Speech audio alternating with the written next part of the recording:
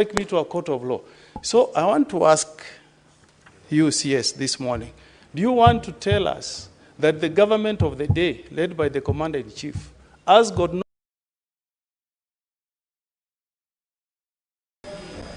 had prepared to receive the Cabinet Secretary for Interior? Of course, there are various questions that had been forwarded to him prior to his appearance this morning to respond to those concerns. However, you will also recall that during Tuesday afternoon sitting, that is the 10th June 2025, members of the Senate raised concern with regards to the mysterious death of the 31-year-old Albert Ojwang. Mr. Speaker,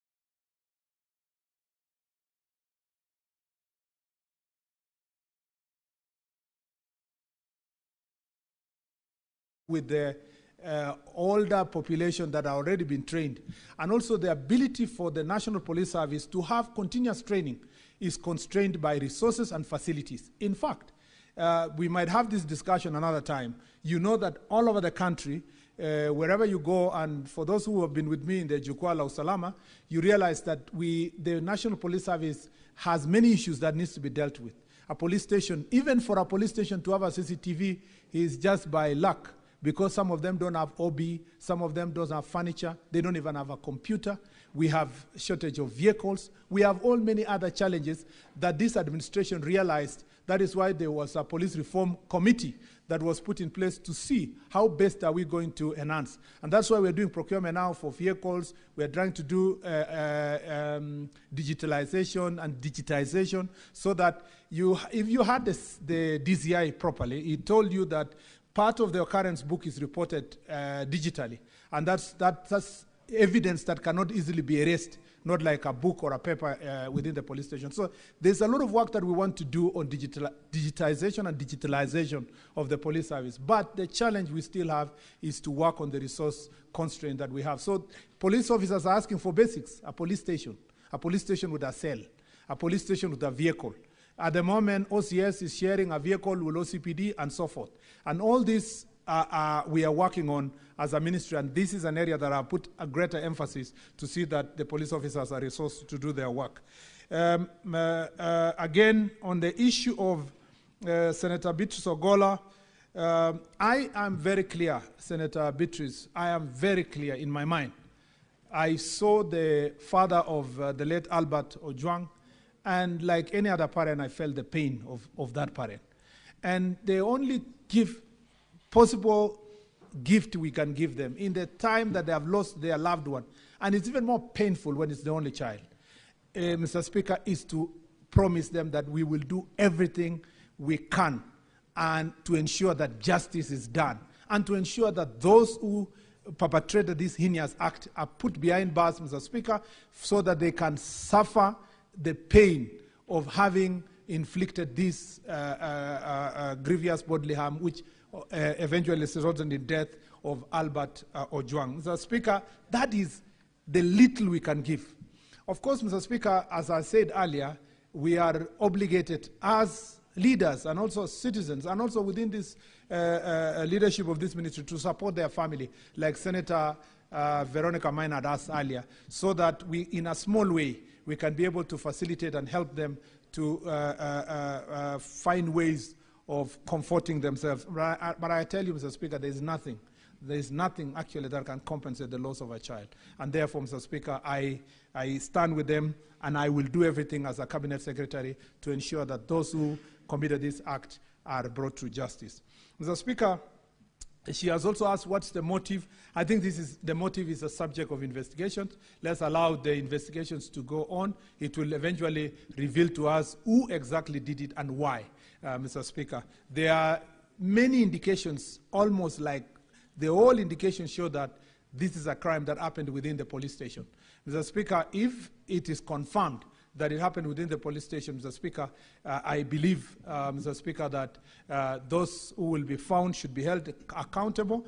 But, Mr. Speaker, we must also find resources to expeditiously make our police station safe haven for those who are going there to get justice, and particularly to be brought before justice.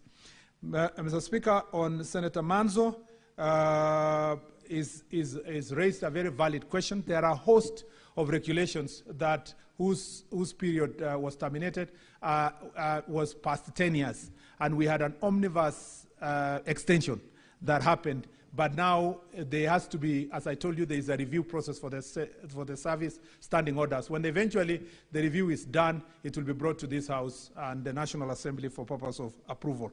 And I agree with you. It is not true that a policy must come here for it to be effective. That's not true. But for a policy to be a sessional paper, it must come to this House and therefore approved by Parliament.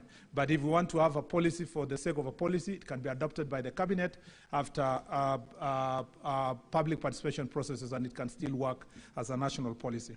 Mr. Speaker, I want to confirm to Senator Seki and all others who are talking about whether or not I know whether the DIG should be held accountable or not, that I do not hold a brief to defend or in any way to accuse him.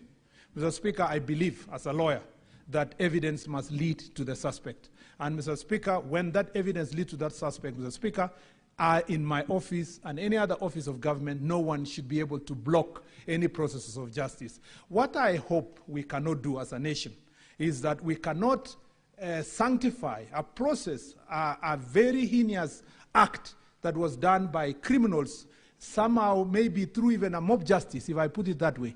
We cannot sanitize it, Mr. Speaker, by also carrying out mob justice against the other people. We must always, if we are calling for equity, Mr. Speaker, we must come with clean hands. If we are calling for justice, we must be ready to follow the legal processes, Mr. Speaker, so that we can lead us to the response.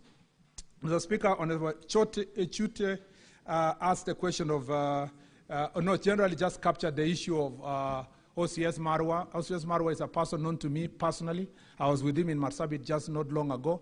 And, Mr. Speaker, most of these police officers are suffering. Mr. Speaker, a lot of them are sacrificing for their country. I went to see some of the police officers who have suffered because of the operations in Boni Forest, protecting our country in the border, those who are doing a lot of operations in the Kerio Valley region and issues of banditry and the eastern and upper eastern areas. Mr. Speaker, there are many, many police officers who are sacrificing their time and energy to protect this country. Mr. Speaker, this cannot be a representation of the police officers. There are very few elements in the police office who are errant, who are violating the law, Mr. Speaker, but that does not mean we do generalization that the entire 120,000 police officers are all culpable. Mr. Speaker, even in this reform process and the work we have been doing, we've been trying to edify and praise those who are doing a good job, even, Mr. Speaker, as we hand over to a justice system process to those like the ones who have committed this heinous act to be held into account. Senator Tango has asked me, who is killing Kenyans? Mr. Speaker, that is a very good question, but better answered, Mr. Speaker, from an investigation process. Again, when I come back with a statement that was capturing the protests, the deaths that happened in the protests last year, when all of us, including Senator Tangwa and the group were on one side.